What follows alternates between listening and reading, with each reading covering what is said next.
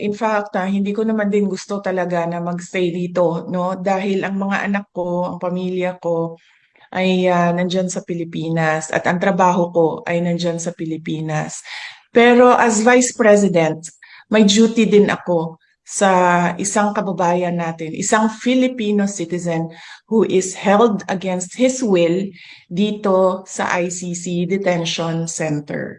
So, wag na nating isipin na tatay ko siya. Isipin na lang natin na Vice President ako at gumagawa ako ng paraan kung paano maibalik natin ang isang Filipino citizen sa ating bayan. At hindi ko nakakalimutan ang aking trabaho diyan sa Office of the Vice President. Araw-araw kami nag-uusap ng aking mga kasamahan. Iilan na lang naman po ang naiwan na projects.